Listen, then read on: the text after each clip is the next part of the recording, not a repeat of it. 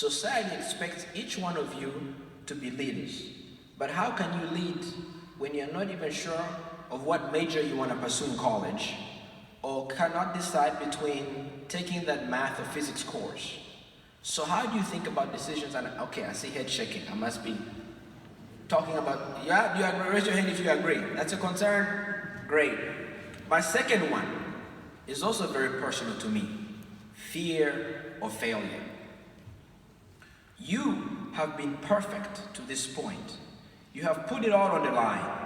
You've made sacrifices to be excellent every day of your life, from the day you were born. But we are all human, and as the saying goes, to make mistakes is to be human. What happens when you fail that computer science test or cannot land that dream internship? Right?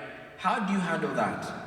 The following 3 stories will provide some insights. And when I tell stories, I like to be emotional, so if you mind, I'd like to be comfortable. And I'll get off the mic, off this thing, and just walk around and talk to you guys personally. Is that all right? Yeah. Okay.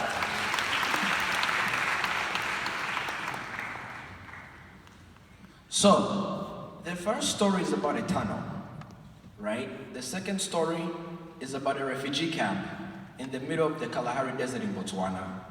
And the third story is when I failed my first ever chemistry 101 at Stanford, and I thought my life ended. So, as the introductory person mentioned, I'm from Rwanda. Rwanda is a small country in East Africa. If you know of the big gorillas, they're from my parents' village.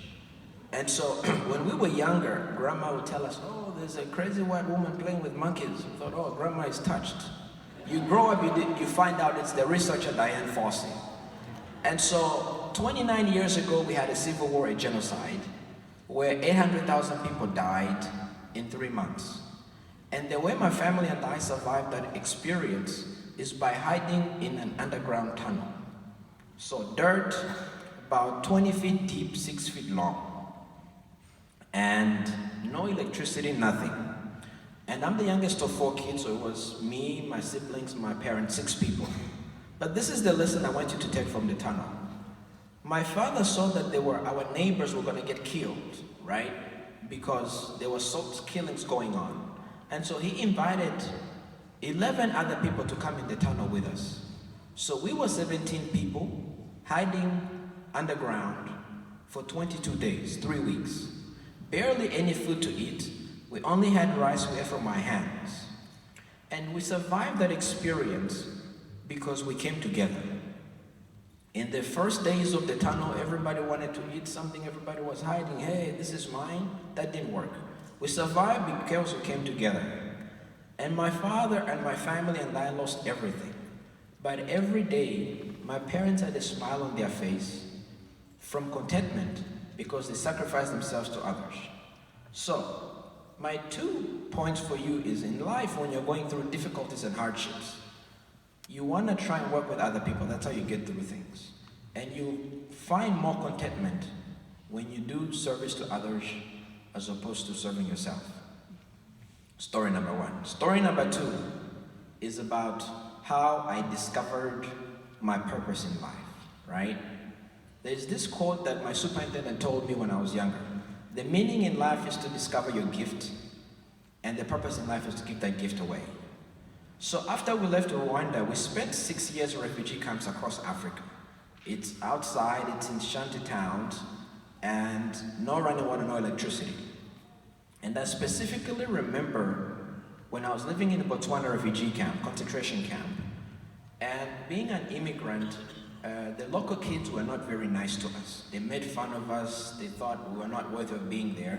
So the only way we had to prove our humanity was to do well in the classroom, right? I learned to study not because I liked it, but because it was the way to get back to my tormentors.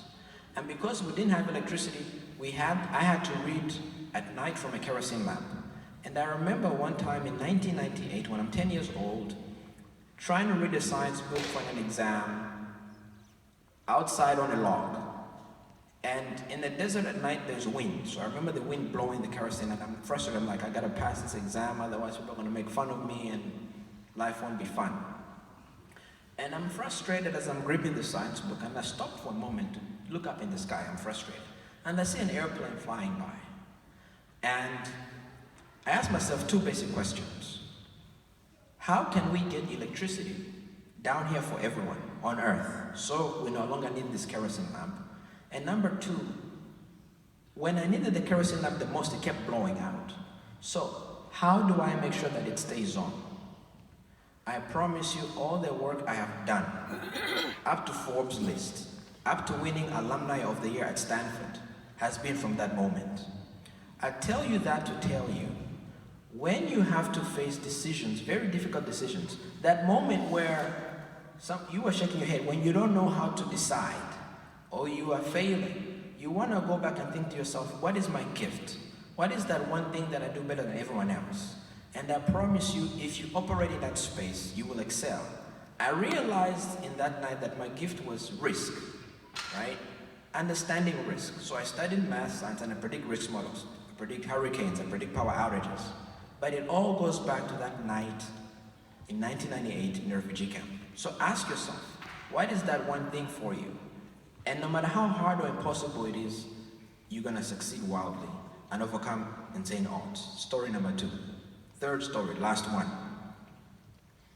I came to the US in 2000, I was 11 years old, went to a ghetto high school. Who here knows the music group 3-6 Mafia? Yeah? I went to their high school. Right? So you can imagine. Was ill-equipped and then won a scholarship to Stanford. And I wanted to study. Remember, in 1998, energy was my theme. That was my calling. And so I wanted to study energy by all means necessary. And the first class you had to take for all engineering classes was Chemistry 101. And we go in, and the first grade I get is like an F minus. Right? Just done, finished. So I call my parents, I say, hey, I'm coming home. I'm coming home. And my mom is like, can't you change to underwater basket weaving? I'm like, no. I want to come home. And my dad said, okay, why don't you talk to someone? I'll buy the ticket home, but first get help for 2 weeks. So I go to my advisor, who was the dean. I say, hey, I failed chemistry, and it's either energy or nothing. This has been my goal for 20 years. She listens to me, and it turns out her mother was a professor in the School of Education. So she taught teachers how to teach science, right? And this old lady, her name is Jeannie, she's about 94 now, spent time every week tutoring me how to study. She got the chemistry set, we'd study. My next score was a B. By the time I started taking chemistry 102 and all the others, ended up with an A. I was ready to drop out of Stanford because of that one exam. I got help, I did well. And when I graduated in 2011, they have a huge technology competition, it's the Silicon Valley. And when you win that tech competition, you get $50,000 cash. 300 teams competed. I won second place, right?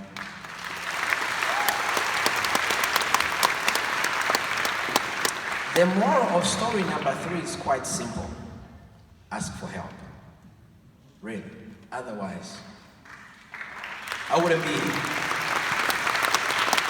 So, now that I'm done storytelling, let me read my concluding remarks.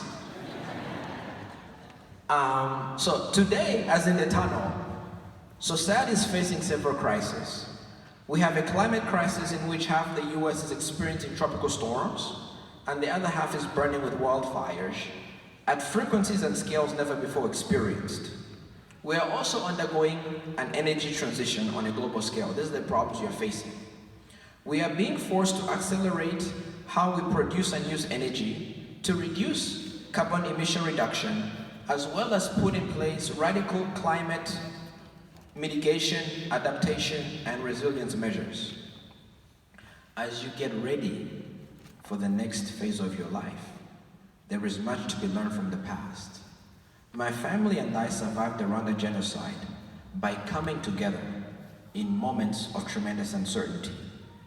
The people putting together this program and event is a great opportunity to bring this community together. Being awarded this scholarship is a clear sign that you are valued here, and as a result, we as a community are that much more powerful. Remember, to overcome a crisis, the value of one, the power of all, is a sure way to succeed. What does this mean for you going forward? When you're not sure which way to go, reach out to your advisor, mentors, and the people in this room. They are your superpower and secret weapon to wild success, in the past, in the present, and most certainly in the future. In conclusion, I am a firm believer that, like me, in that refugee camp, on that kerosene lamp, you all have a unique gift, each of you. And to achieve your maximum purpose in life, all you have to do is focus on work that allows you to share that gift with the world. And if you do this, you cannot lose. You cannot lose. Through your support network, the people in this room and beyond, each of you has a superpower to achieve greatness. You have a bulletproof vest against failure. Just as I overcame that first big general chemistry failure with the help of my advisor, you too can come back from future setbacks. All you have to do is ask for help, support, or guidance when you hit that roadblock. From a friend, from a mentor, from a classmate. And if you do these simple things, who knows? All of you may end up on Forbes list. And all of you may end up being Harvard, Stanford, Yale Alumni of the Year. If I could do it, why not you? One thing is for sure, we're all rooting for you.